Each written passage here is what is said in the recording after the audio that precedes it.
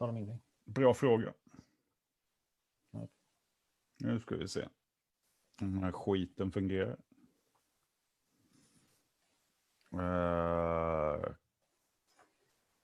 All right, so I guess we're live. We are live and kicking. And there is Pontus. He is missing. Who is there? Nu är jag med. Hello. Hello. Flip the phone, sir. Oh, sorry. The phone. I think it sounds like we have a little bit of a worse bandwidth today, but fuck it, doesn't matter so much. I had terrible internet. It was hard to get online. All right, so hello everyone. This is the Netherbird live chat. So, hey guys. How are you? Hello. Hi again. Hello. I guess so. Tobias' background. It's fantastic. Where do you change that? It's so classy. I love it. It is classy. Yeah. You go to virtual background, and this I'm sorry, everyone is of course very curious. What sort of platform are you guys using? Unless you know there is a fucking logo all over the place, which is the Zoom logo. It's like, could they make it bigger? No, they can't. Yeah. Where's Frederick? What? Oh, there he is. Oh, he's just looking for you, Frederick. Okay, I see you now. You have your own page now, as always. You get your own sweet spot here. Thank you very much. I have no options to. I have a green screen. You have to have a green screen. No, you don't. Okay. Well, you really think that Tobias has put up a green screen behind him before he started his video chat?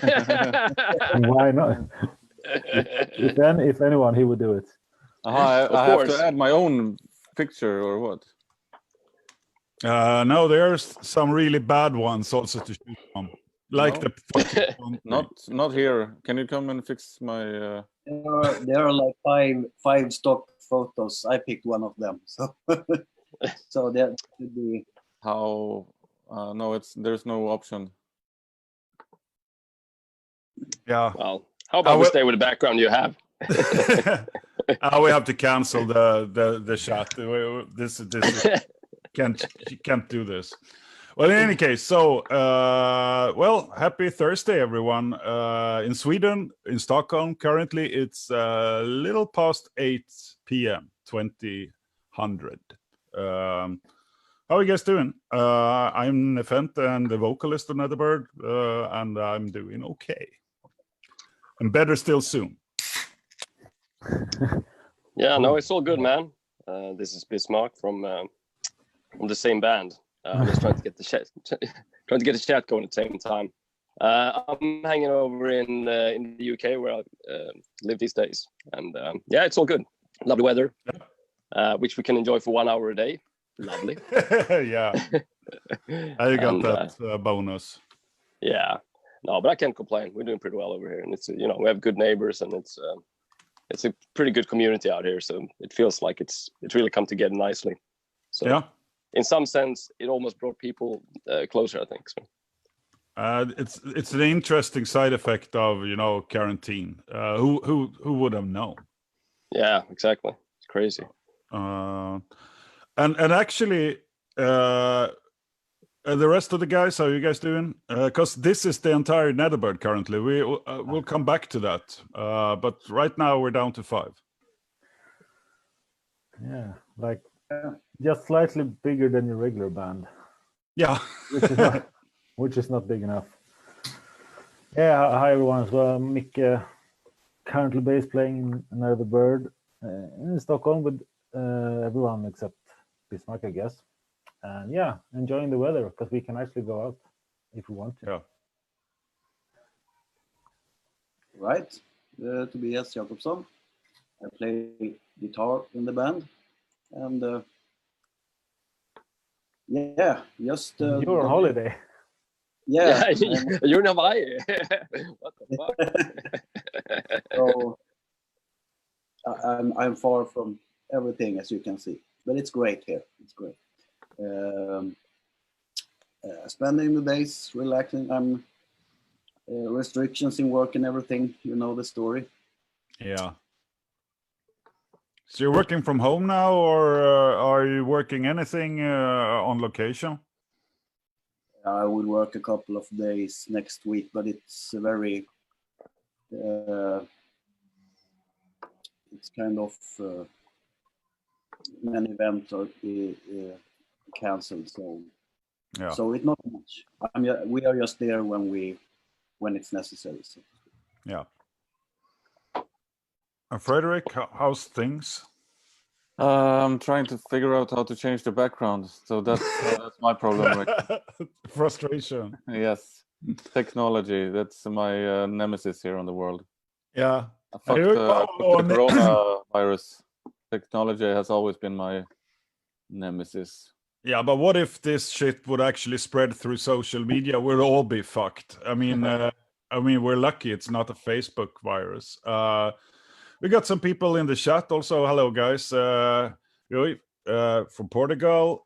We got Anders, obviously Swedish. We got Dave from Chicago. Quite a nice spread. Welcome all. Just so you know, when we see stuff in the chat and we respond to it, it's a 20-second delay of fuck knows, but that's Facebook live stream for you. Just if we feel, and also we're new at this. It's not just Frederick having a background problem. It's all of us are trying to cope with this. Hi Julia, been a long time. Hope you're well in London. Right. Actually, so this time around, we do this chat in between each other, and hopefully everybody can see everyone in the band at the same time, tweaked somehow, and a Zoom logo, the Zoom logo. But feel free to ask any type of questions in the chat, and we'll, if we're able, we'll sort of multitask and respond.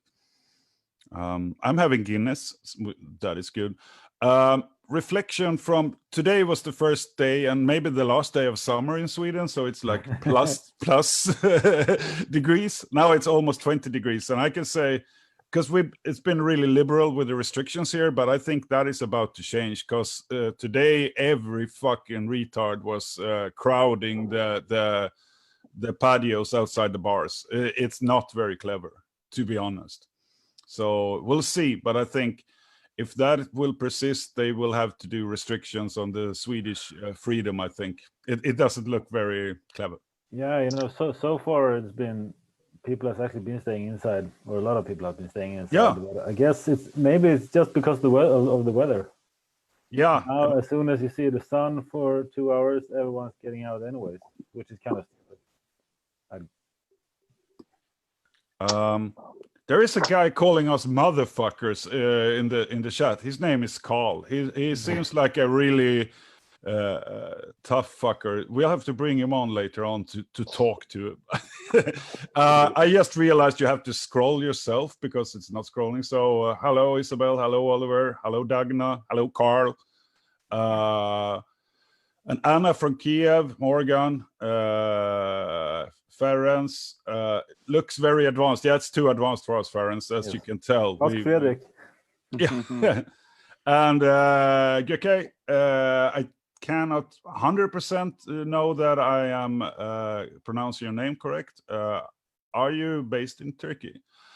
And there is a question also. The story behind Pillars of the Sky. I'll get to that.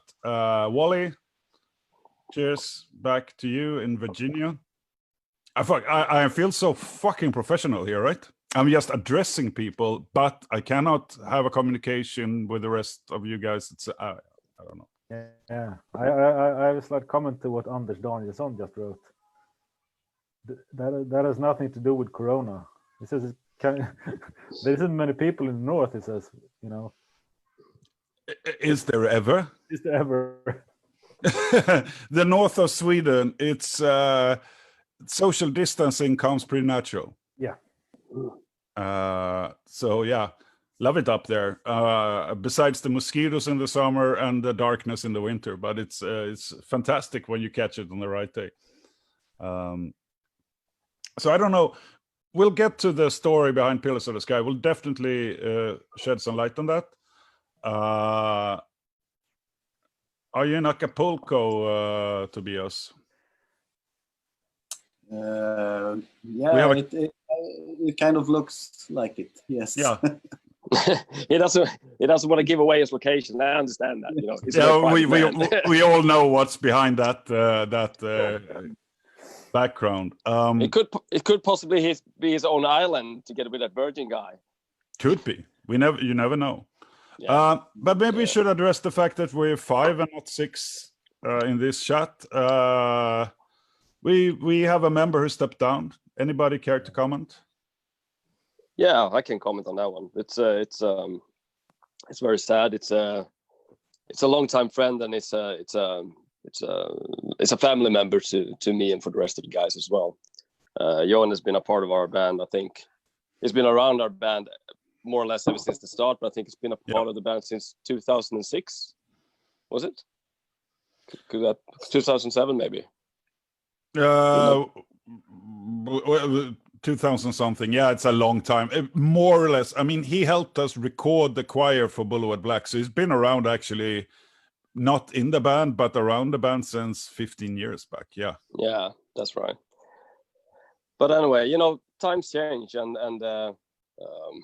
you know, we had a lot of good and fun memories, a lot of tours. We've done a lot of things together, and he has his own house now. He doesn't live in Stockholm anymore. I mean, I'm living far away from Stockholm as well, but you know, you don't have a house. I I actually have a house as well. Yeah, you do in Australia.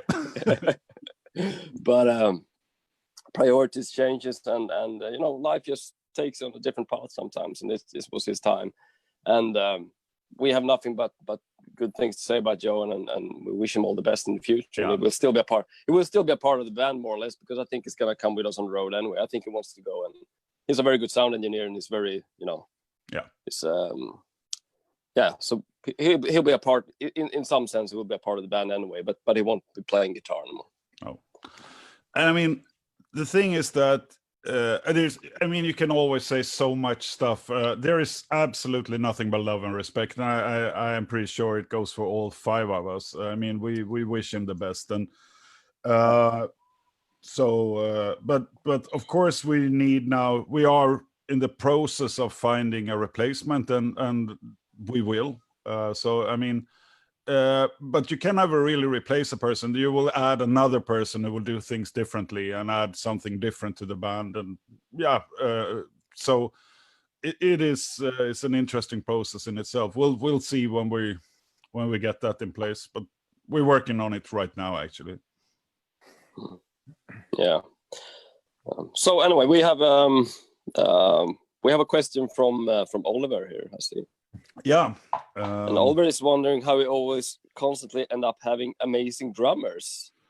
Yeah. Yeah. How does that come about? Up until now.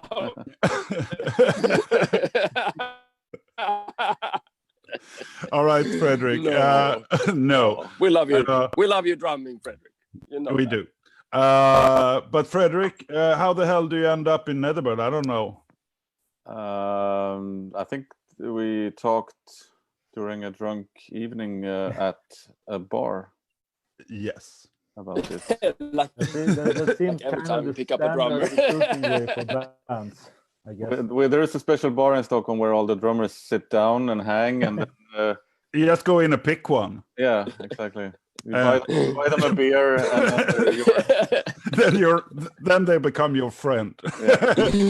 Yes, it's like a cat. When you feed a cat, you know, on a street cat, you start feeding them, and all of a sudden they just keep appearing. Exactly. Yeah. Well, Oliver, I mean, we cannot really explain it. I mean, I guess because we ask. That's normally how you end up with members. I mean, and also, I guess, I mean, if you had a good drummer, it's an interesting challenge for the next drummer. I don't know, but basically, it's all a question of I mean, chemistry. Either you have good chemistry between the people, and then it will work. Of course, skills are important, but for us, I would say we also must, enjoy hanging out together, and yeah, so that's important. And the reason why not all drummers have been staying are normally it's a schedule thing. I mean, Adrian had when he joined, he was just after leaving Cradle of Filth, and then at the Gates and Paradise Lost and stuff. I mean, it just became impossible schedule-wise. So yeah. But I mean, it's mainly about people that we know and that we like and talk.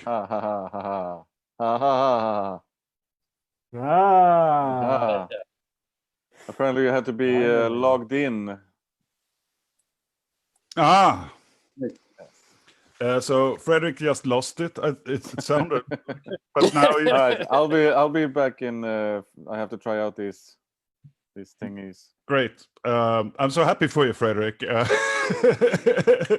Yeah, but long story short, it's about getting to know people, ask them, and present something that they find to be a challenge. And yeah, so there we are. We had another question. It's a follow-up here, but each drummer have come from major bands. Yes, yeah, we know major bands, I suppose, but it's not really about that. It's about timing. Good drummers tend to end up in good bands. I mean, there are few drummers. There are I don't know how many growler screaming people you can find, but it's not hard to find a singer. But a good drummer, hard. There was a question about Pillars of the Sky and the story behind it. I don't know. Bismarck, care to elaborate? You can start at least. Yeah, well, the thing is, that whole album, that was the Grand Voyage. It wasn't our latest album, but the album before, previous to that. And the thing is, that album went extremely quickly. I think me and Neff wrote that album in 3 weeks, the whole thing. Yeah, so, maximum. Yep. Yeah, more or less. So I can't actually remember when I wrote the song, because it was just in the middle of those 3 weeks somewhere. We basically did one song per day almost, but I think we both felt that it had something special when we did it. It had that nice atmosphere, and I think we were both in that, on the right, what do you say, right mental frequency, where you kind of meet each other, and we felt that just, I think the lyrics came in just as easy as the music, as far as I remember it. Yeah. I don't think there was any resistance to it. It went pretty quick, as far as I remember. I mean, it's always a little bit of a fucked up feeling when you have a song that you really, really like, and you're trying to put words to it. You don't want to fuck it up. But truthfully speaking, I am not a professional poet, as most people know. So a song that I really like and that I can really relate to is much easier for me to write the lyrics to than if it's something more chuka chuka, which is not, it's much more difficult. So that song really spoke to me. And the song is about defining and aiming for whatever is important to you. I mean, to find your pillars of the sky. And for a person suffering from, anxiety and depression, it might be just to get out of bed one day. I mean, I've had such days. Whilst, when you're doing really well, maybe it's, you really want to do a live show, or you want to go and visit something. I mean, you have to define yourself what's important for you and to strive for it. And so it's a little bit, I would say that is my intention with it, and that but the truth is that the quest for your pillars, or whatever, I mean, is a personal journey, and my journey that I was writing about is not necessarily anything close to your journey. So it depends on where you are, where you're going. But hopefully this song can somehow be a little bit of a I don't know, inspiration or acknowledgement that we all fight very hard to make, life worthwhile. But it's so different what that means. That was a very fumbling explanation. I'm sorry for sounding like a person who did not write that lyric, but fortunately I did. It's the song that has the most popularity on Spotify, that's for sure. So we're quite happy with it. There came a question here that is for Tobias, I think, from Wim. What are your guitar exercises? Oh, that's a good question. There's a lot of guitar exercises. Practicing riffs and solo licks and stuff like that. Just playing stuff that, it's fun and interesting to play, basically. And of course, play stuff that are a bit challenging. That's always fun, to challenge yourself. And there's a lot of such things to practice as well, alternate picking and stuff. So, yeah.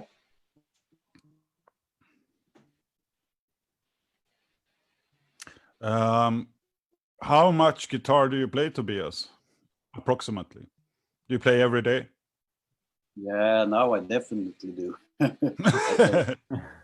So, not when it's high season work, maybe, but I try to play every day. Still think it's fun, so yes. Yeah. Bismarck, how much do you play?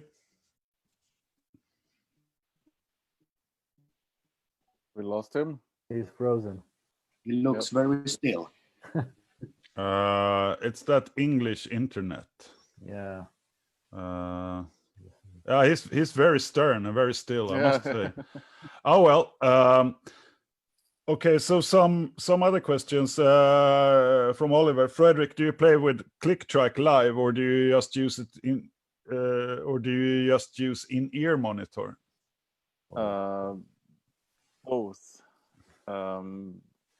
Mostly with Netherbird we use click track because we have some keyboards and other stuff on tracks. I think the plan is to move on to a little bit more live-based setting where we will try to play just without any monitors. No, but without any click. Monitors are so fucking overrated. Yeah. Who needs them? Yeah. Am I back? Do I work? Yes. You work. You work. Earl. It's the fucking. Yeah, you got censored anyway. You have to speak very slowly and low bandwidth talk. We can just go back to the question for you then, also Bismarck, because what sort of guitar practice do you do? How much do you play, and what do you do to exercise your guitar playing? Truth be told, I don't do a lot of exercises. To be honest, I should. Sometimes I do. I do a bit of exercises, but my thing. I've never been interested in being very technical and being very, very good guitar player. It's never been a goal of mine. I've always been interested in expressing my art and my music, and it tends to become. You become a good guitar. It's another type of. I don't write music on the guitar, I write in my head, and then I have to try to get it out in the guitar. So I guess that's an exercise in itself. But of course, you have some basic training. Everyone has, and a lot of tremolo training. All picking. Do a lot of just classic pentatonic scales and things, just to keep the speed up. Because if you know your pentatonic and and if you have a fast right hand, you can get pretty far in this genre. So yeah, I'd say that's. But mainly from writing music. Writing music is what I exercise with, and I can do that for 9 hours a day sometimes. So of course you're bound to become a better guitar player by doing that. It's impossible not to, unless you play 2 fucking chords every time, which we don't. I wish we did, but we don't. Even if you play 2 chords 9 hours a day, you'll be pretty fucking good at those. Then you have Ramones. You're breaking up pretty much. I'm not sure if that is for everyone or just for me, but it seems like the English connection is so-so. But it is what it is. But just so you know, Dave said it's pretty inspirational. I'd always associated you guys with depressive things, Forever Mournful, Wait or Vapor, etc. Yes, but life is both about the light and dark. So we of course we tend to touch upon dark, painful subjects. Lyrically, it comes very natural for me, but we are not a depressive suicide black metal band. We tend to write existentialistic. Sometimes it's more I don't know, positive, sometimes more negative. Hopefully we can be in the whole spectra between light and dark, because that's where life happens, I think. But yeah, it's never going to be extremely cheerful. I'm sorry. But sometimes we can touch up at least. You were saying, Busy? I think at least for myself, it's the thing is, me as a person is I am quite positive, and I'm always trying to, I don't try to dwell in shit because I have enough of that shit in my head. So I'm always trying to move as much outside of my head into the world as I can. And for me, I think writing dark, depressive music makes me feel better. It's a little bit like you take all that shit that you have inside and you put it somewhere else, and it gives you a bit of a relief. So it's a two-edged sword for me. Yeah. This becomes very much about the lyrics, so I will not hang too much on it. But hopefully you can fill the lyrics with your own interpretation. It's like Patrick is wondering the idea behind Wait or Vapor, and that one I don't want to explain that actually, because it's a very sensitive and personal subject. So I leave the interpretation to each person. I have mine, but it's not about me really. It's free for your own interpretations. Julia wonders what our plans are for the sixth member in the future. Anybody else? Because I mean, we're all sort of involved in talking and thinking about this. Flip your phone, Busy. It is fucking flipped. You're on the side. Yeah, it's lovely. It's not my fault. I guess everybody else has to be. Yeah. Okay. Everyone looks like this. Oh well. I wish I could take a picture on my phone because it's flipped. Well, you can't, and we don't trust you. Hello, Missy. We've been in touch for a long time. It's good to see that you're online. But Julia's a question about the sixth band member. Anybody care to elaborate? I mean, we don't know who it is currently. We don't, but we know it's a person who plays the guitar. Yeah. We're still looking for that bar with the guitar players. Yeah, exactly. That's every other bar. That's every other place in the universe.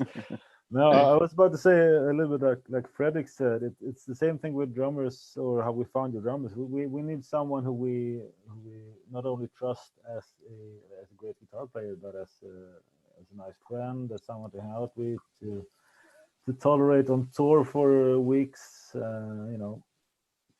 Yeah, and who tolerates us? And who tolerates us, which is might be just as difficult. Impossible. Yeah. Maybe Tobias. Tobias is a bit of an issue. Yeah. As always, it's a handful. Guys, let's see. Because actually, we have a guest today. Some people were here on Monday, and we spoke about Carl from Diabolical and his art project, where he paints and gives away the revenue to charity. I will see if we can get him online here, because I think it's just too good to not be mentioned a lot. I'll just see if somebody please say something interesting so I can fuck up. I can discreetly. finish the guitar player thing. Don't be surprised if it ends up being someone you know from another band from Sweden or Stockholm, because the metal scene here in Stockholm isn't as big as you might think. So it might end up with a name you have heard before, but we'll see. We're not there yet. No. But I mean, at the same time as it's sad to lose you one, it's also exciting to get someone new and to get new views on the music, on what we do live, especially. So Yeah, it's an exciting journey, I'd say. it really is. And I mean, here's the thing. Everybody knows the real circumstances, but actually, what we are doing as a band is that we contact people who are extremely good at what they do. I mean, extremely good. We cannot have a half-assed person. We must have someone who's fucking good. And what we offer them is extreme demands. You have to learn complicated songs, and you will also be part of taking costs, spending time in horrible circumstances, and the payment is most likely very small. It's not the easiest recruitment process. I mean, imagine writing that job description, that this is what we expect you to be a god, and we will pay you not godlike. I mean, that's reality. Wasn't it what we said? Basically, come and join our band. We have a couple of shows booked, maybe for 2021. And you can help pay for our rehearsal place. Yeah. Yeah, that's more or less what. Hello. Hello. This is how we do it, right? Yes. Sideways. What does it take? What does it take? Hi guys. Good evening, Carl. Good to see you. Good to see you. Cheers. Cheers. Short intro here. This is our good friend Carl. I met Carl the first time during the first Netherbird gig ever in 2010 in May. Was that the first Netherbird gig also? Yeah. It was, yeah. Oh, cool. And you played with Devian then, and that was the first gig you guys did without Legion on vocals. Yeah, it was. Yeah. Yeah. So that's the first time we met, I think, at least that I'm aware of. Yeah. And that's 10 years ago. And you've always been, a really cool guy. I mean, we like you. Just like you guys. Really cool. Well, I wouldn't say. No, but in any case, but you've been active in Diabolical for many years, and you guys are really progressing. Can you tell us just a little bit about the band? I mean, your musical journey and stuff. Mm-hmm. Yeah, we've been around for a long time, many years, since the 90s, and we've been through, just like Netherbird. I think our journey has been quite similar to yours, actually.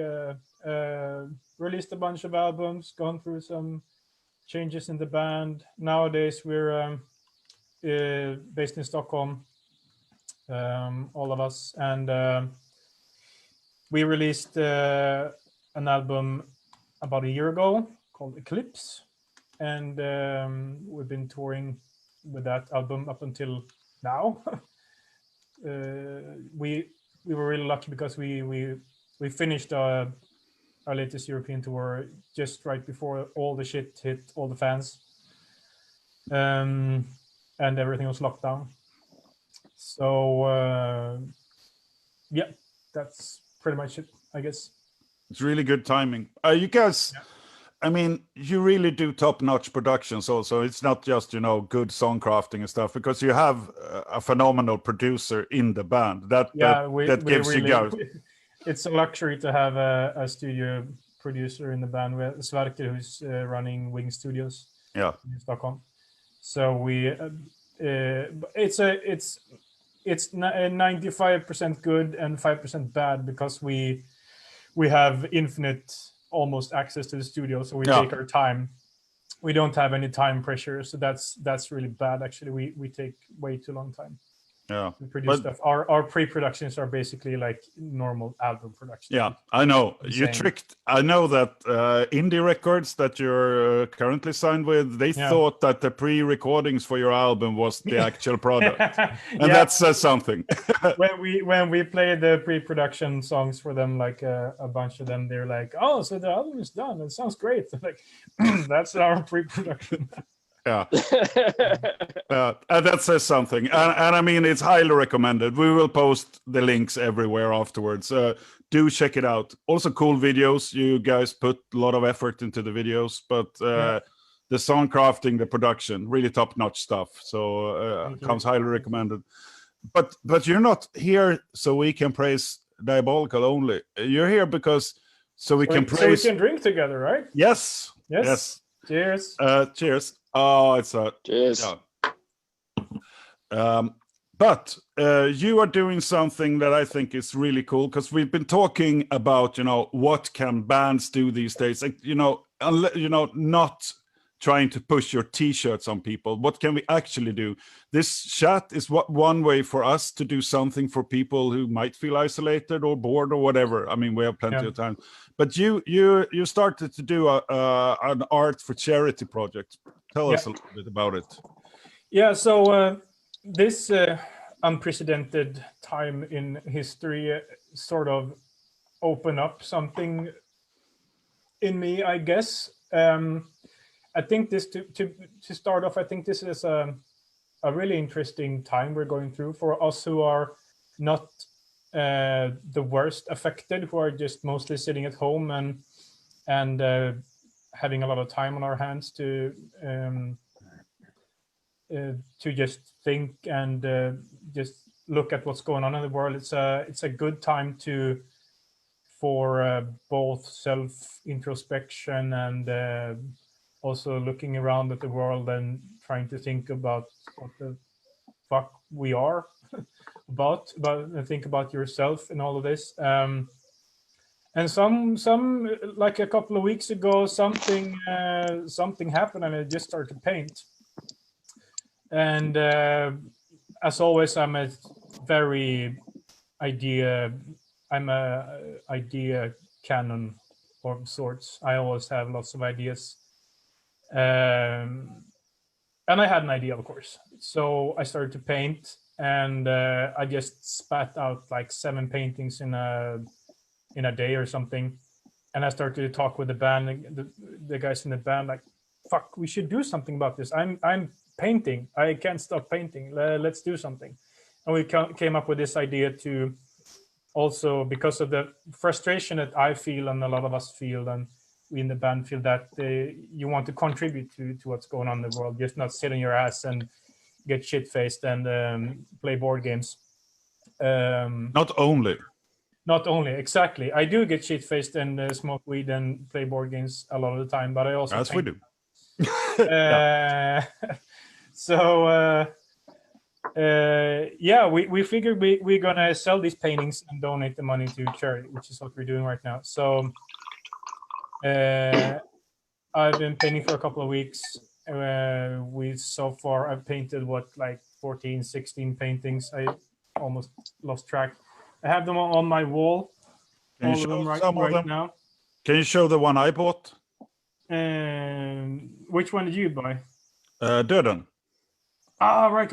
I have to take it down from the wall. Then I need to disconnect myself. Yeah, have a drink and say something funny. I will do. Actually, we have posted a link to this stuff, but otherwise it's store.diabolical.se.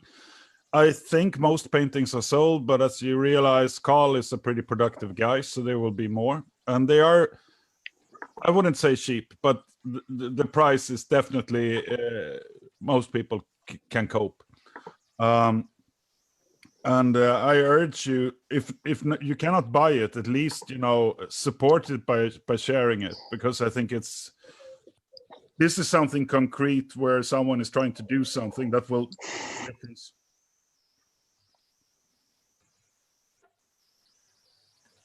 There. No, I was- now I'm Sorry. back. Bismarck keeps stealing the sound every time he makes a little noise.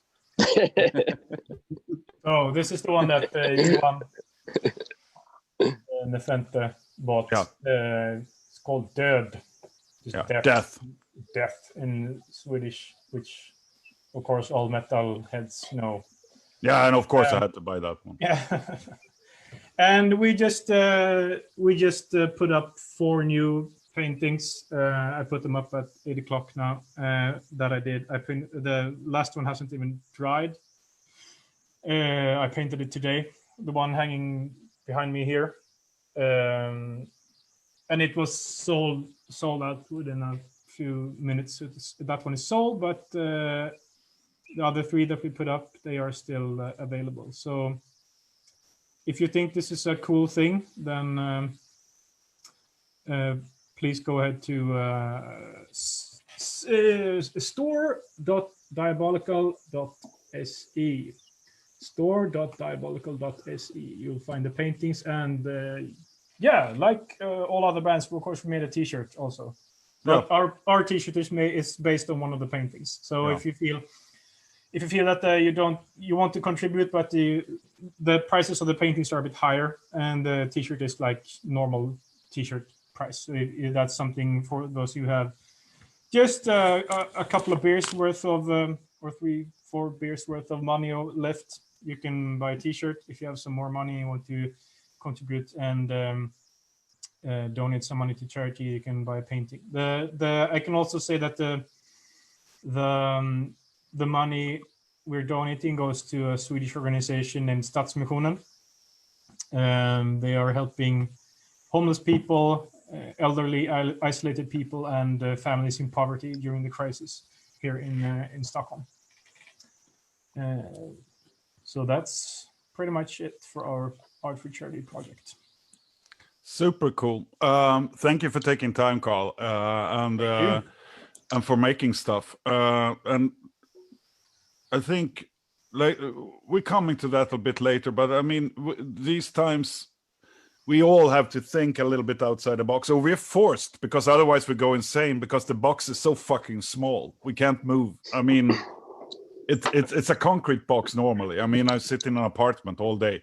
But to actually do something like that is commendable, really. And not only, it's a good thought. It's fucking amazing paintings, and people have been writing in the chat that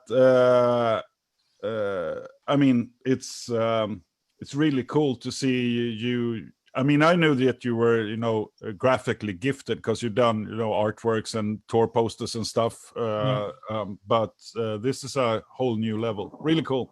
Yeah, I didn't know myself, actually, to be honest. I mean, I work as a I don't usually paint like this. I work as a graphic artist. So also, if there's anybody who needs graphic for Nice album artwork, whatever. Nice marketing. I'm available for those kind of things.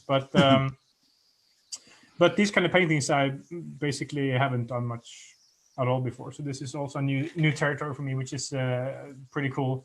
And I'm in this kind of crazy productive state where I've done, like I said, 15, 16 paintings in as many days or less. And I'm used to this like slow moving process when we do music, when we take like years to make an album, and we're like really meticulous with everything, and like now I just splash paint on the canvas for like half an hour and like shit, there's a painting and it's done.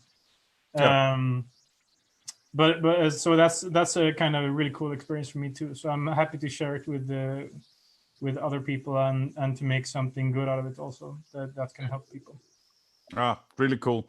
Thank you for joining us, and everybody watching this now live and afterwards. Check out this art project and Diabolical also. I mean, we had the pleasure of sharing stage several times in the past, and I'm sure we will also in the future. Yeah, definitely. We will. All right. All right. Cheers, guys. Thanks for having me. Cheers. Cheers, bro. Yeah. All right. So have you guys realized how fucking awesomely modern we are? We just connect people. That's fucking great. We're And like now, Nokia. yeah, yeah, in the 90s. At least I am.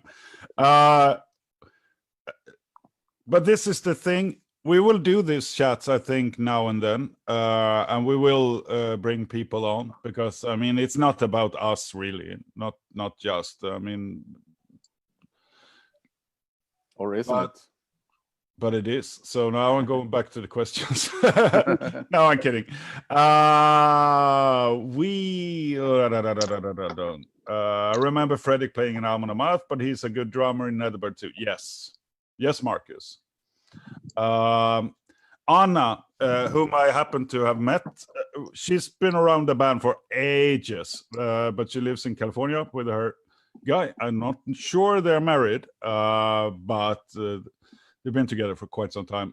She wonders what our favorite music genres are. I don't know. Tell me. Do we wait for you? Do you have to? I feel like you're since you're the moderator. I feel like you should. Yes. Give someone the word, or Micke, tell us everything about your favorite genres. Do it now. Favorite genres, all of them are now. Well, it's sort of mixed. At the moment, I had to be honest. At the moment, I don't listen to a lot of music. At least not a lot of metal music. It's been a period of a lot of work outside of the band and private work, and that tends to bring me to a lot of classical music actually, which is nice to work with. So that'll be one of them, but that might not be the biggest inspiration for writing music. But I mean, deep down, I'm basically a thrash guy. I'd say that's the big part. I fucking knew it. Yeah, of course you did. Of course you did. Yeah, I did. I'm happy that you're honest, Micke. Yeah, why wouldn't I? But Yeah. I think the thrash metal has always been there. That's fucking awesome. Yeah, and it's, I mean, parts of it you can incorporate in a lot of metal styles, so it's never really wrong. No. So yeah, it feels kind of safe, and you know, when in doubt, thrash metal. That's a solid advice. But otherwise, I tend to listen to a lot of different genres outside of metal as well. I said a lot of classical, a lot of film and game music as well. Yeah, it sort of depends on the mood. Cool. Tobbe.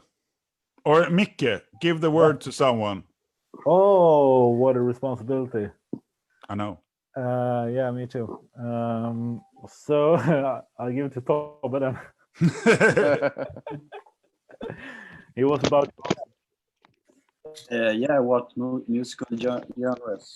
Well, I have always been into hard rock and stuff like that. Started with pop and punk and turned into hard rock and metal, so on. So that's where my heart is, obviously. But nowadays I listen to everything that I think is good. I have my good songs playlist on Spotify that I add songs that I like. Modern pop, if it's a good song, or I also like electronic music, like the you know, hard techno and stuff. I'm into that kind of stuff as well. So yeah. Can you drop us afterwards? And I think this is an encouragement to everyone in the chat, all 37 or whatever, thousands of people. Drop your favorite song, regardless of what musical genre it is. Just drop the link in the chat. Share the wealth. And Tobbe, do that too. Now give the word to someone, unless it's me. All right, then Fredrik then. What was the question? Musical genre. Yeah. Judas Priest. It's a really big genre. There's so much to discover there. Yep. No, but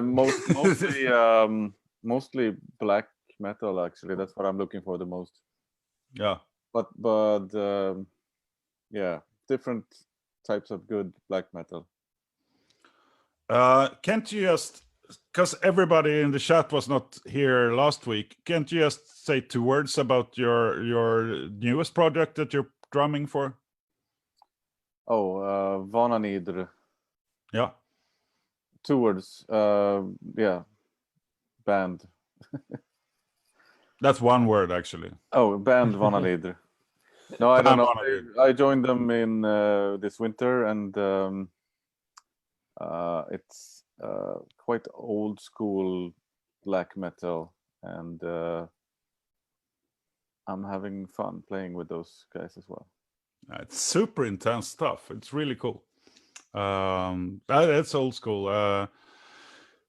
We'll see. Maybe we can get one of the guys on, the song composers guy.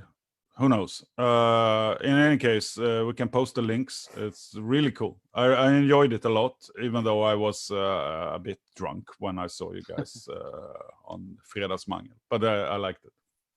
Cool. So, Fredrik, give the word to exactly anyone in the band who's Haven't answered yet. and who's living in England. Yes, go ahead, Mr. P. Well, I can't say that I don't listen to any. I don't think of it as genres, to be honest. I don't listen to a lot of genres at all. I just listen to good music. I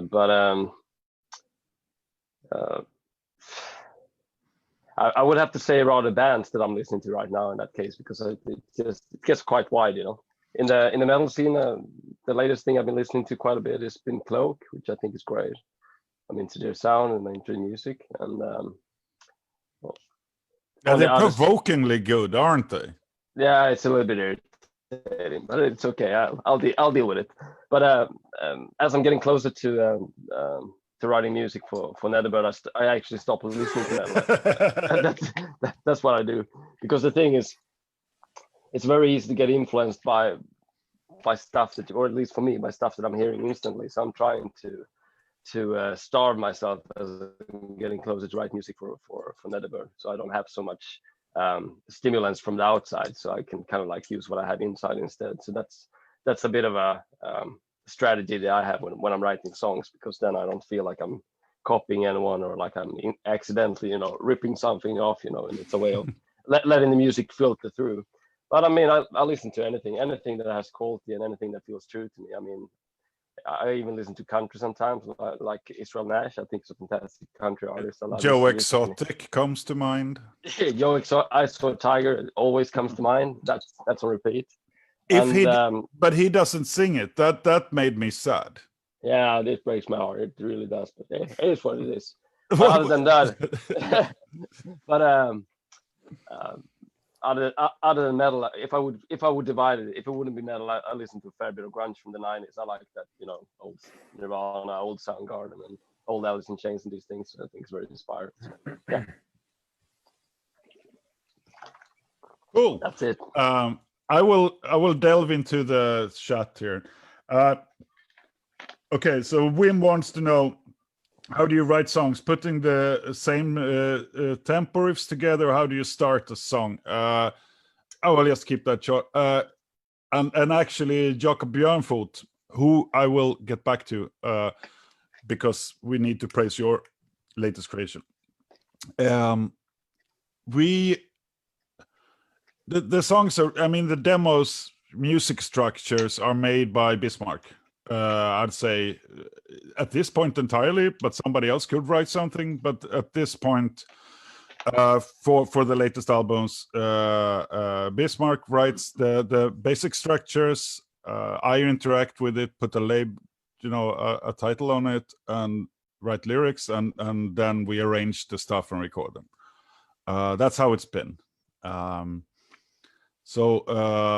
But it's not always been like that, but it's been the process that's been working for the latest albums. But now we have a more stable lineup. Stuff might be different, but if we look historically, that's how it's been done.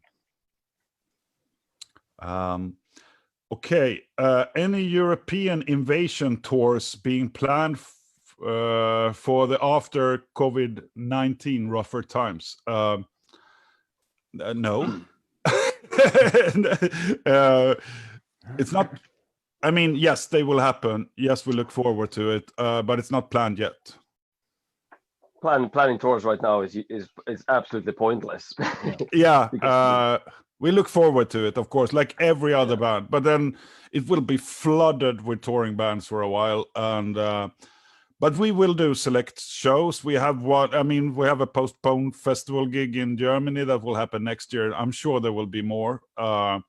So I mean, we miss it, and we were just getting ready to finally get back on stage. 1st of May. It's not happening as it seems. At least not this 1st of May. But someday. For sure. To be fair, Tobias sets the bar quite high. Jesus, he can play. Yes. Well, actually, I'm also pretty proficient at the guitar. So I don't know about that. Yeah. I'd say everybody does a pretty good job at what they do. But it's fun to see that people notice.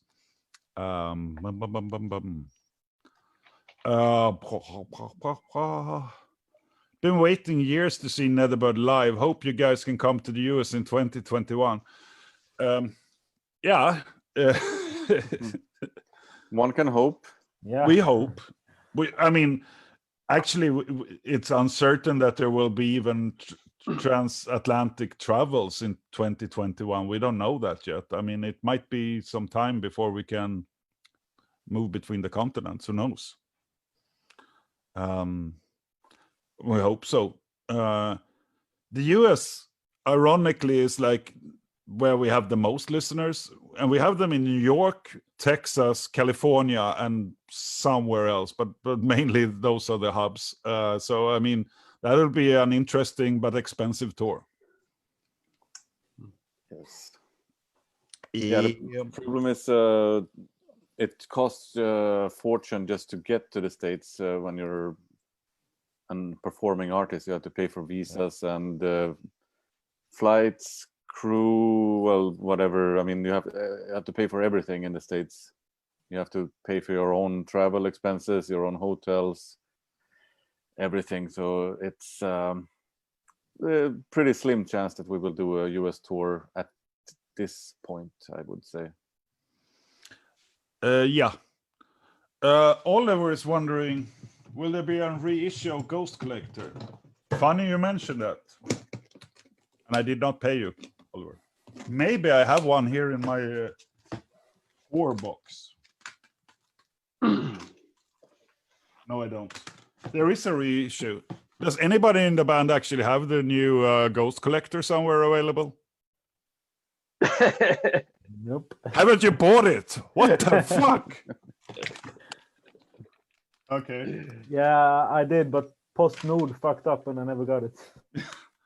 We have this. This is the Into the Vast Uncharted. It's no, whatever. Yeah, there is a reissue. It's out on Black Lodge. Release 2000. I don't know, 17. Yeah, something like that. Yeah. Yeah. And we have a person from Moscow whom you guys might remember, RIKET Finn. The girl, yeah, she might be dead already, or because it's been a while since she wrote in chat. But she joined us on Gamjokken and took some really nice photos. So thank you, RIKET. Much appreciated. Hello to Moscow. Yeah. Behave. Don't go on parties with those Norwegian guys and pull fucking fire alarms when we try to sleep. Okay, stop that now.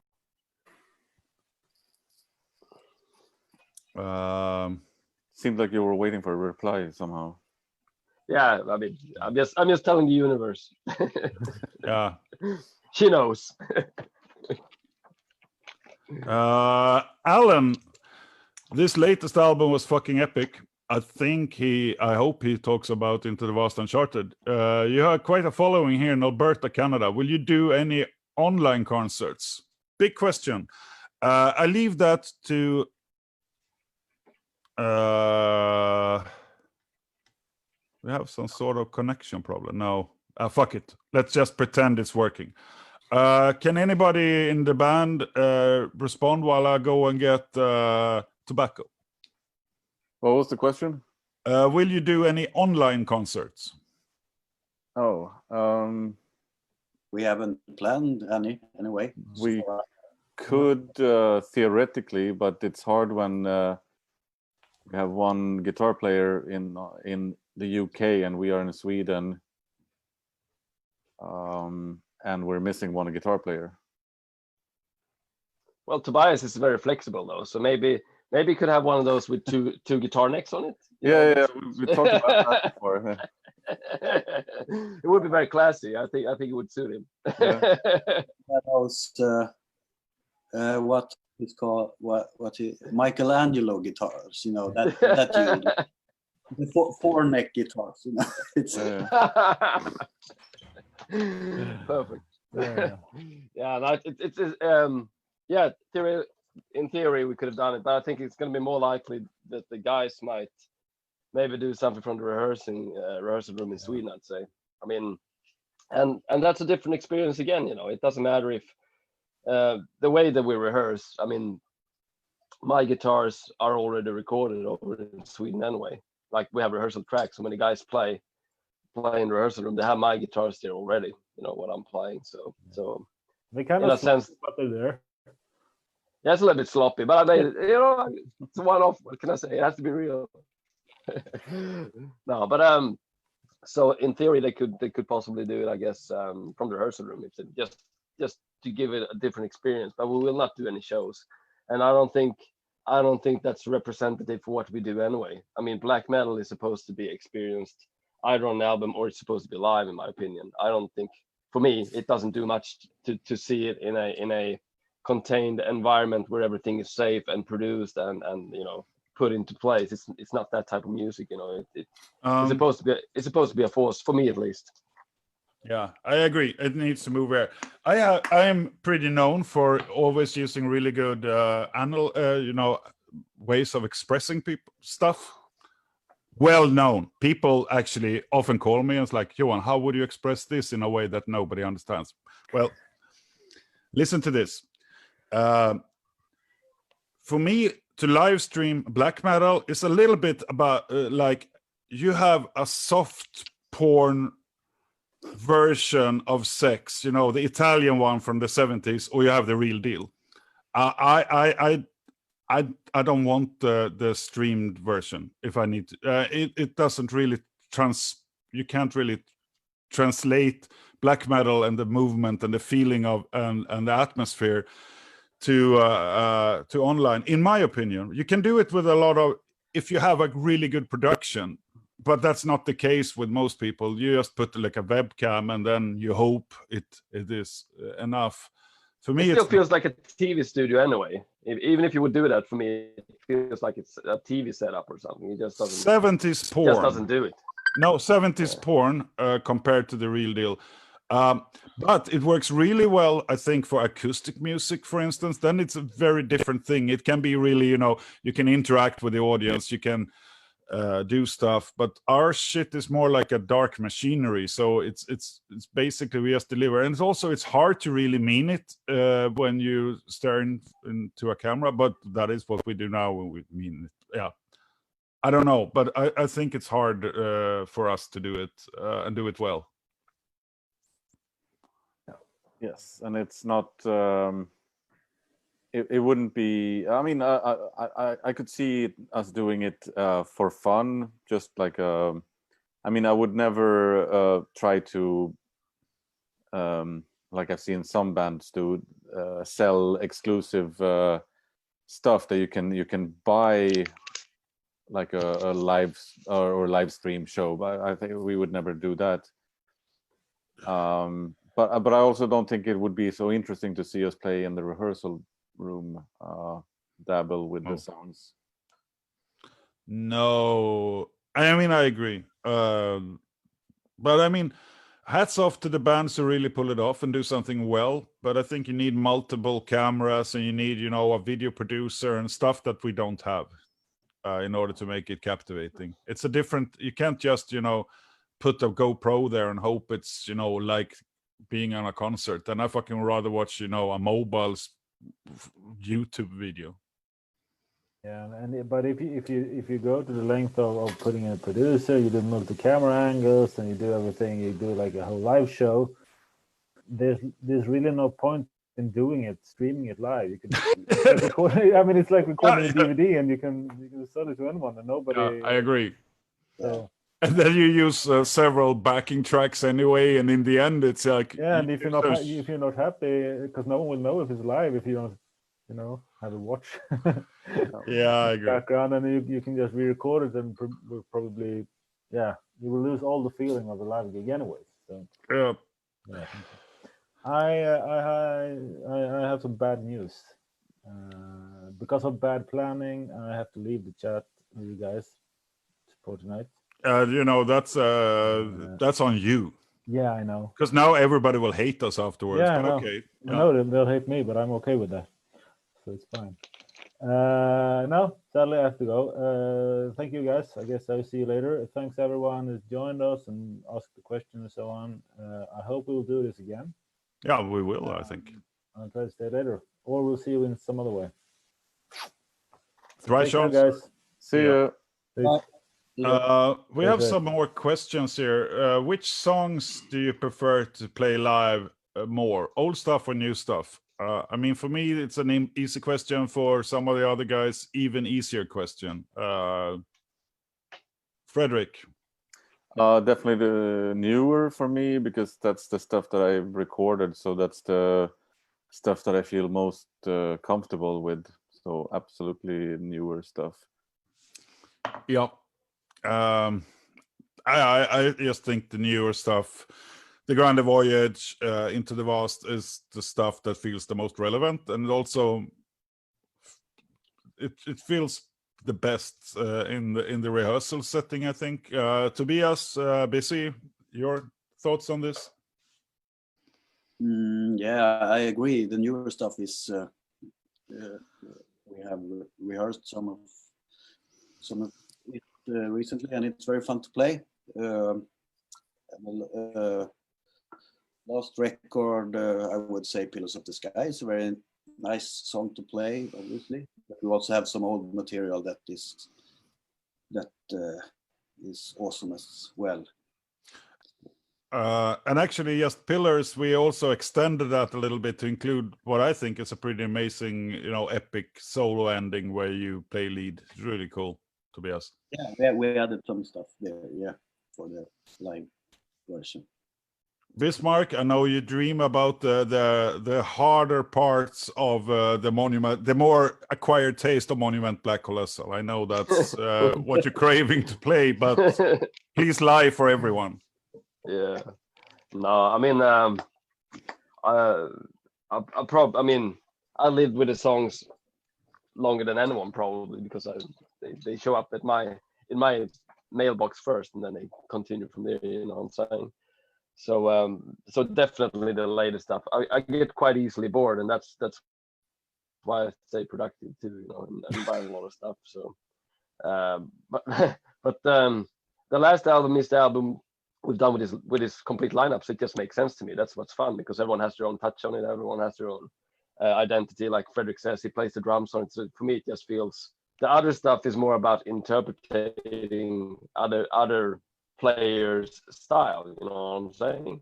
So even if it's the same band, but if it's not all the same members, you're not gonna own it the same way as if you record it yourself and it belongs to you. So I think the last album is definitely what we prefer to play. And then you can have favorites inside there. I like the Obsidian White. I think that's fun to play, because that's the hardest song I think for me to play.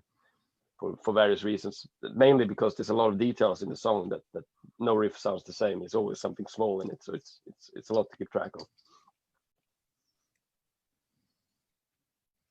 Cool. Yeah, and I agree. I prefer the new stuff, but there are some old songs that we will return to because we just, we owe it to ourselves and to the songs, I think. But mainly we always strive forward, I think so. Steven, we begin with Steven. My buddies in WADA are pissed as well, no playing live. We're fucking pissed alongside WADA because we were supposed to play with WADA May the 3rd, like in just a little bit more than a week. We're supposed to share the stage with those guys at Slagtkyrkan. Fantastic venue here in Stockholm alongside Avslut. So kudos to them. We really missed out on that opportunity. Would have been cool. Big fans of the band. But it is what it is. Complaining about not playing live feels petty when people are fighting for their lives and other people are fighting to save them. So one day we'll be back to it. But it fucking sucks. Anna wonders if we've been working on new material during this period of quarantine. Will we hear something new later on this or next year?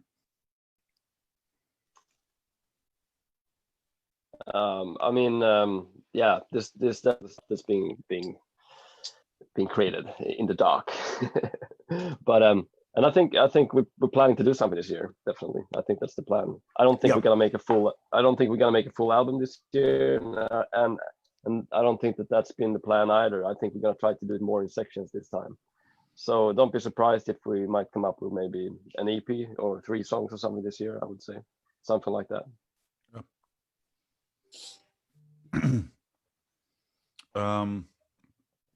All right, so here's it's so funny because the person who wanted the story of Pillars of the Sky got disconnected throughout the story, but I hope the story was recorded. Otherwise, I promise we'll get back to Pillars of the Sky. I will tell you in fucking details next time, I promise. But Isabel wants to know, what is your dream collaboration of any star in the world if you could choose? Fredrik? Oh, it's a simple question. How hard can it be? yeah, It goes back to someone in leather, I think. Everybody knows it's Rob Halford. Yeah, I know. I'm sorry. I'm gonna grab another one of these. Do it. I just grabbed beer, so I'm good. Good to go. Tobias. Yeah. Who would be your favorite collaboration in the world if you could choose? My favorite collaboration in the world. Oh, that's a very good question.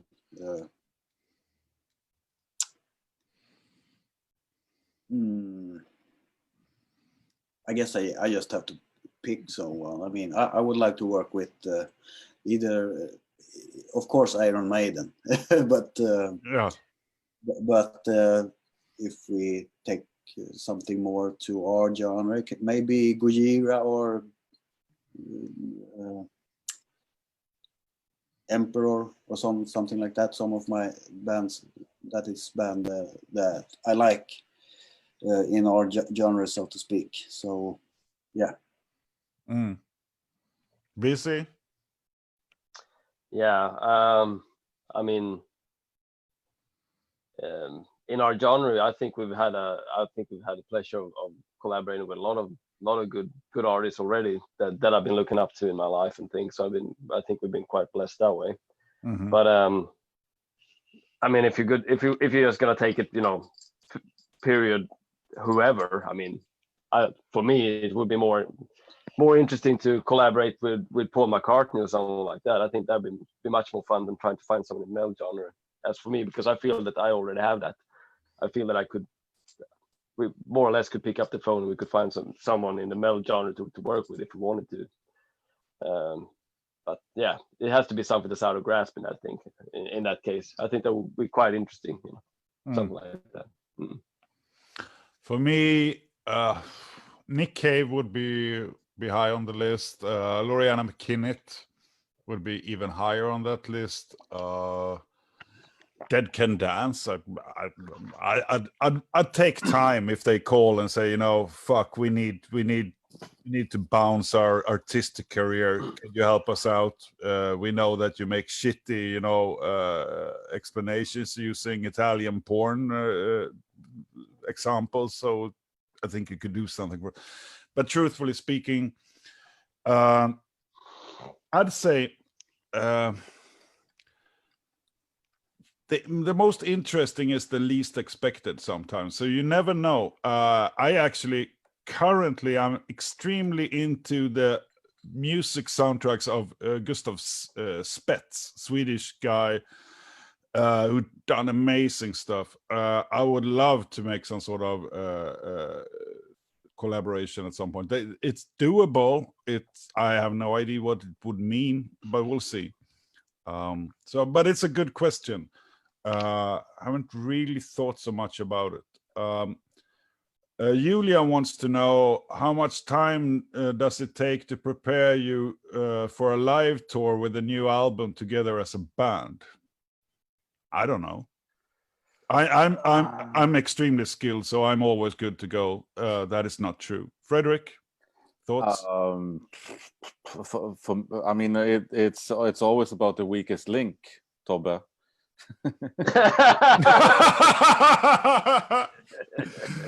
Yeah, and everybody know it's Tobbe.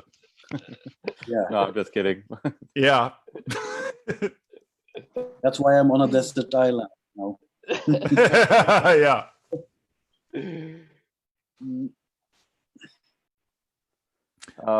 Yeah, impossible to say. It depends on. I would say we usually nail a new song in nail it, but I mean you're never perfect. But 3 rehearsals and we can get through it pretty decently. Mm. So I would say if somebody called us about 3 months. Yeah. To be honest, I mean, unless we took all time out. I mean, we have jobs and shit, so we can rehearse only that often. So I would say, 3 months, or if we, could put everything aside, I'm sure we could do it in 2-3 weeks, maybe. But if we normally rehearsed, then we do a few production gigs before production rehearsals before we go on, on stage. But you can never prepare too much. Too little, however, is the normal case. In the old days, busy. Keep good. No, I mean, if everyone is under normal circumstances, and everyone is normally rehearsed, I would say it goes faster than 3 months. Though I think that sounds. We've done 3 months actually rehearsed actually. But no, it was. I think if everyone knows, I mean, and there he went. Now it sounds like one of those dial-up modems. And it went. A vocoder, it's the new shit. Yeah, that's the English. It's the English version. No, the thing is, I mean, I expect them, and I think we all then expect that everyone knows roughly how to play the song before they show up in rehearsal, because otherwise there's no point in rehearsing. Rehearsing is something you do together, so you have to roughly know your part. Then you can, of course, run the details and everything, when in the rehearsal room. But that's not, and that's why I think it works to do production rehearsals, at least for myself. That's how I do it, because I don't live in the same country as the rest of the guys. So I learn the songs on my end, and then I come in, and then I learn to play them with them instead. That's my mindset. I don't go in there to learn to play it. I know the song already. Apparently, what we have learned from today, you also don't even live on this planet. Are you calling from the ISS? I changed my background. Next time you have to send your responses as wave files, and I just play them at random intervals. But in any case, we sometimes see you. It's like talking to an animated GIF. This is like the in-flight entertainment systems in the 90s, where you're like watching a GIF that was talking really, whatever. I would say we do production rehearsals, and if we get some time for that, we can get ready pretty quickly if we have been rehearsing frequently before. Okay, so what are your professions during the day? It's really not something we delve so much into. I work with IT projects. Yeah. Anybody else who wants to say what they do for a living? I'm an electrician. I work as an AV technician at a conference and event center here in Stockholm. That's what I do. And busy is Unemployed. Yeah, that's it. No, I have a music company, so we have a record company and music studios and different things. Yeah. Yeah. And we do bits and pieces. I mean, we make our living from some stuff, and then we live for some other stuff. I mean, our motto is that we don't live off metal, but we live because of it and for it. So we got other shit to pay the bills. That's why we are like cockroaches. You can't really kill us because we don't need the income. Rather, I mean, truthfully speaking, we're actually saving money by not playing live. That's the awful truth of it. We're not losing much on playing live anymore, but we're not living from that. Good question from Isabel here. What's the best festival you ever attended? Best festival you have ever played? I never played a really good festival, but Frederick, you played an awful lot. Can you maybe elaborate on that?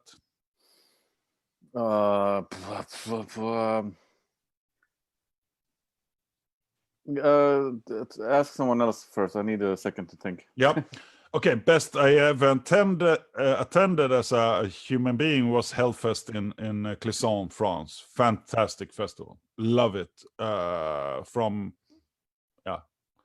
First tent I went into had red wine and striptease, and then you're in France. This is a good metal festival. I loved it. The rest of you guys, best festival? And it was not just because of the striptease and the red wine, but it certainly added a flair. Yeah, I think for me it's quite specific. It was Inferno Festival 2005. I think it's the best festival I've been to for various reasons. But yeah, it's an underground festival over in Norway that has mainly black metal and dark metal and death metal. Yeah, you went with Dissection as front of house, right? Yeah, that's right. Yeah, it's a good festival. Yeah, it's a fantastic festival. Lot of good memories from now. Yeah, it's good. Tobbe. Yeah, one specific festival.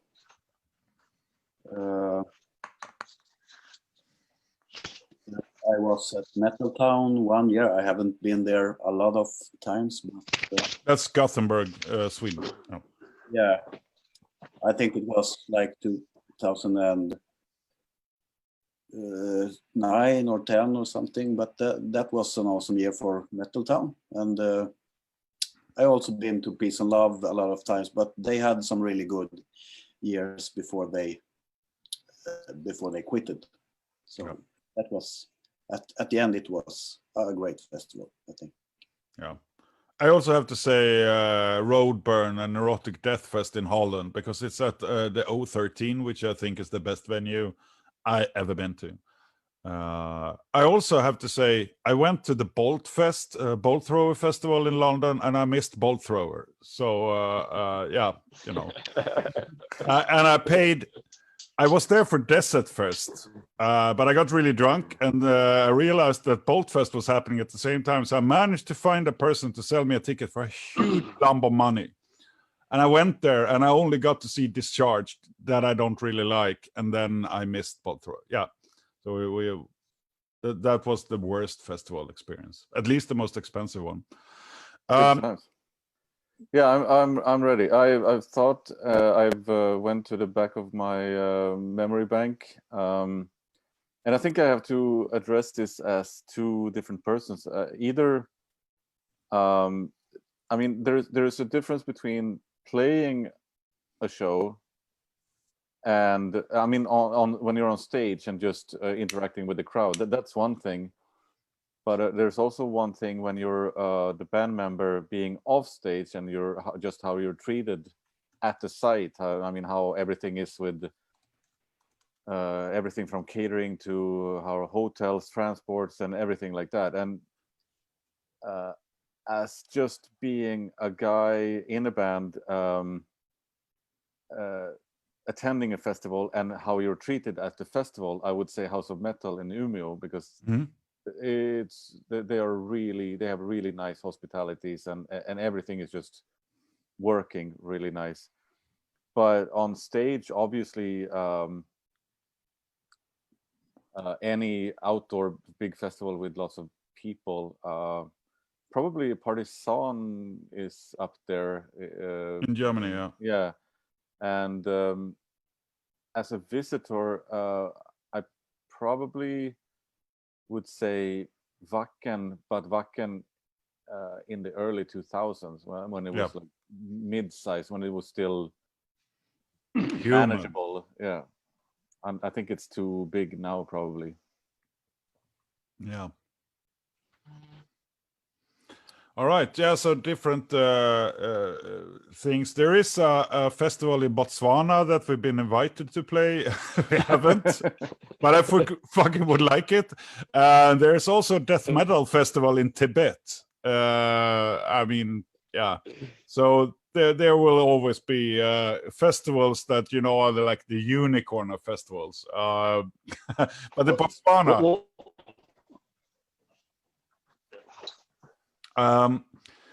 Oliver wants to know if there will be more... wasn't the ambassador from Botswana and watched one of our shows in Stockholm or something? It was something weird. Yeah, well, no, actually, I was on a Skinflint gig in Stockholm, and I went there with a friend, and I spoke afterwards, and a guy turned, because we were left there, I said that, yeah, fucking Botswana, because Skinflint is a band from Botswana. They are like a mix between early Iron Maiden and early Manowar. Quite cool. So we were speaking. Botswana guys are pretty cool. And a guy walked in front of us, or like a group of people walked in front of us, and he turns, yeah, we are pretty cool, aren't we? I was like, you're Botswanian? And he's like, yeah, I am. So we spoke a little bit, and I said, yeah, it's really cool. It's really cool to see this like metal culture. And it's like, yeah, actually, I am the ambassador of Botswana here in Stockholm, and I could hook you up with a festival. And he did. Small world. We didn't. It didn't actually, you know, the stars didn't align then, but who knows? Botswana is they really have a cool metal crowd there. We have some final questions, because I think it's about time to wrap it up. I don't know. So we can start.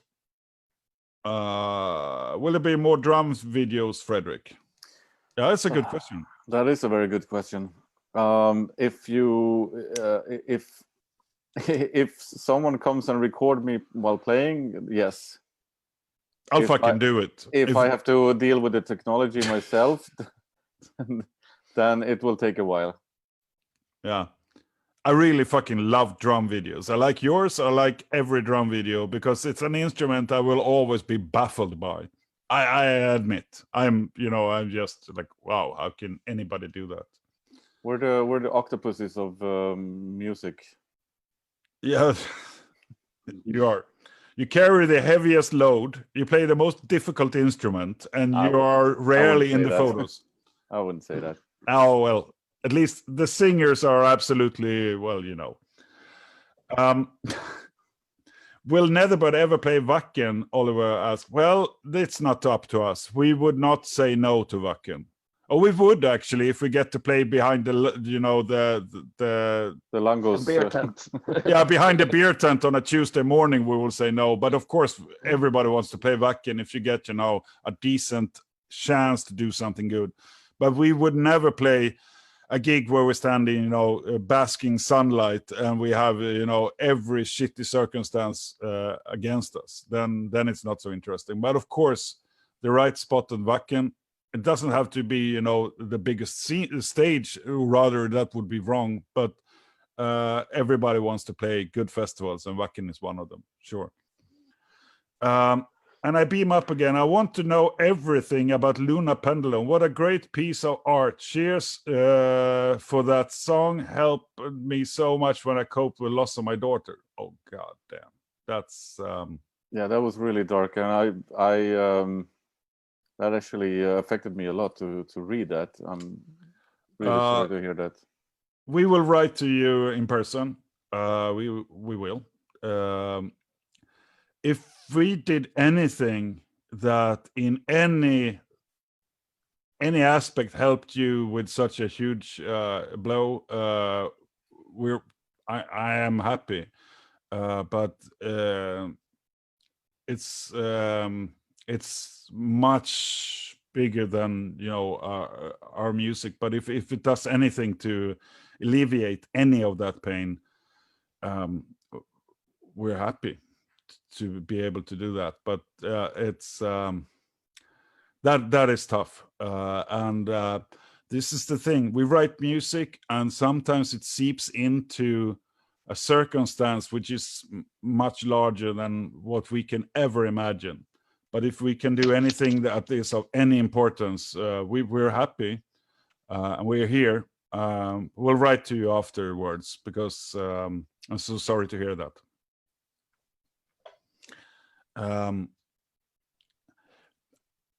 It's hard to say so much about Luna Pendulum. It feels pretty petty. But the song is about the cycle. I mean, life is difficult, but it's cyclic. Bad things happen, something else comes from after that. But I'm a little bit shell shocked. I didn't read the entire comment before I started to read it out loud.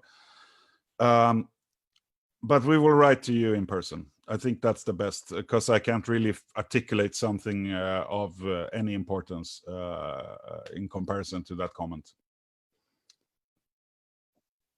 I think that goes for everyone, right? Yeah. Yeah. Yeah, we will write to you. But like I said, our music, it's not really what we write. It's what it means to you when you hear it and when you listen to it and you interpret it. And that is the beauty of music, is that it means something when you write it. And of course, we mean everything. But the magic happens when you read your own truth into it, and when you apply it in your life. That's when it becomes something just bigger than words and chords.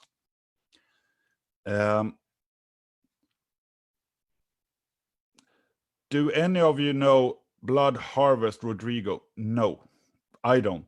Anybody else? No. Okay. Tina, thank you for being here. Known you forever on MySpace. We're all doing pretty okay. Yes. I have to say, I don't take such stuff so easily, and no one of us does. We're all humans, and we're all affected. Whatever matters to you guys, it matters to us, and this is why I think meeting like this is important. Okay, so last question for Frederick, I think, from Oliver. Is it scary to play in front of huge crowds? Do you become nervous? So that's a bad final question. You should pick something else. I will pick something else also. Okay, yes. good. No, unfortunately, I would say I am, what do you call avtrubbad? Jaded. Yeah, Jaded. I've had too much experience playing live, so I don't get nervous at all anymore in any situation. Cool. Somebody talk. I'm writing. Okay. Blah, blah, blah. That's what I'm saying all the time. Oh, okay. I thought you were going to say that's what I'm writing right now. Oh, that too. And I fucked up the chat. Of course I did. Up. Well, I have my English going, so I can't even see the chat. So I'm sorry, I can't interact while I'm waiting. So. And we can't hear you because you're in England. It's usually so what I do then is that I usually put up a big screen with just Frederick and I stare at him. Yeah, but that's the same. Right. Guys, we are about to get to the end of this conversation, but I still have a question for everybody in the chat. Let us know, how do you guys pass time? Have you found anything that you didn't used to that you enjoy doing now? Or, I mean, how are you coping? I read more, much more.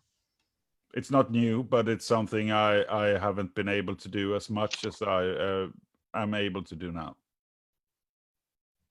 Well, me myself, I actually keep myself very busy, spending a lot of time in the studio, working on projects. So it's not, it's kind of, I have kind of a full schedule anyway, working with own stuff and with clients and so on. So, but I would probably, later on this summer, I will probably spend some time reading as well, or doing other stuff that I don't have time to do otherwise.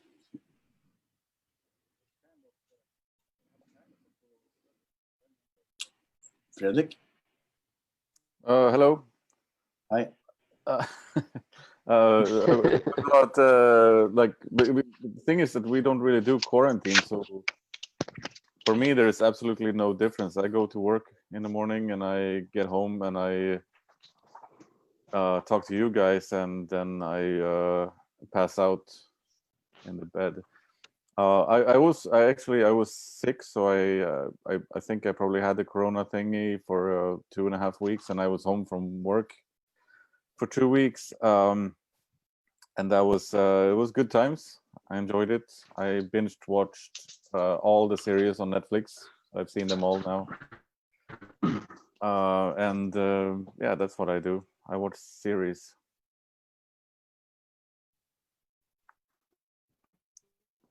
Any particular series? All right. Well, that's for my. Oh, sorry. Okay, I watched a new Star Trek thingy. It's actually not on Netflix. It's on Amazon, the Picard one, and I thought it was pretty cool. I'm currently waiting for Westworld to be done, so I can binge the whole 3rd season of Westworld. So that's what I'm looking forward to. Pontus, go ahead, if we can hear you. Can you hear me? Yes. Speak slowly. So I've been nerding into 3D animations. That's what I'm doing. I spend a lot of time on. I do drawing some stuff before, but now I'm into sculpting 3D models and doing 3D environments, and that's what I'm spending time on.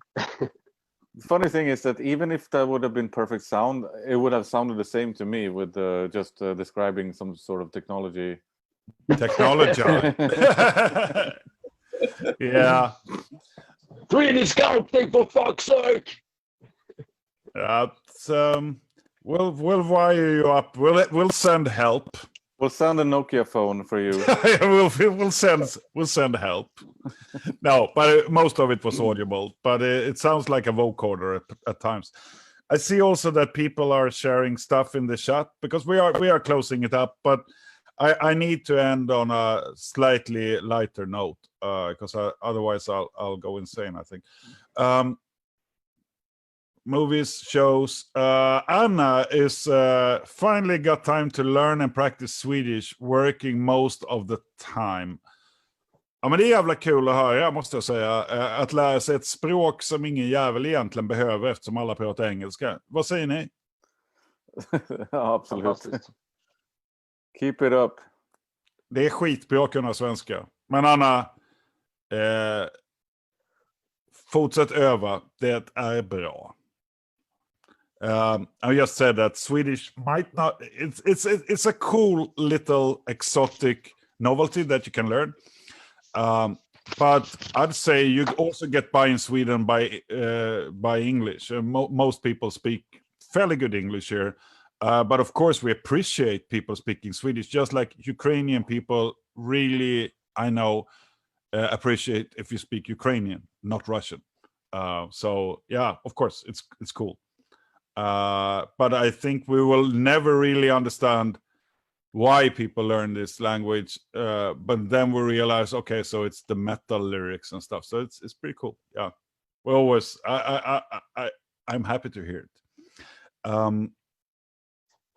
People go to work, yeah, playing, gaming, playing acoustic guitar. It's good.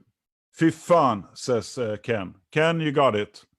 Fy fan, that is basically hell yeah in Swedish. And I guess that sums this up pretty much. Yeah, I think this is the hell yeah episode. Guys, it's been a privilege being in the same band as you guys. And always a privilege to be able to meet some of our listeners, friends, acquaintances. Thank you guys for joining us. And I think we'll do this regularly. And actually, we have the guest for the next episode already lined up. It's a guy who just made a solo project that we spoke about a few times during the last things. So hopefully we can get him on and he can talk a little bit.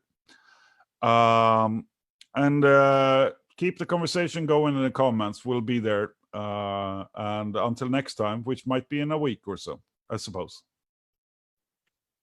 All right. Good to see you, brothers. Take care. Thank you for everyone listening. All right. And tuning Good in. to see you guys. Appreciate Puss it. och kram. Puss och kram. Skål. Yes. Yes. And this is me trying to stop the live gig. Oh. Yeah, I can't do it either. No, maybe. Du sparar det, ta bort den. Om du avslutar den här videon kan du... Ja, avsluta.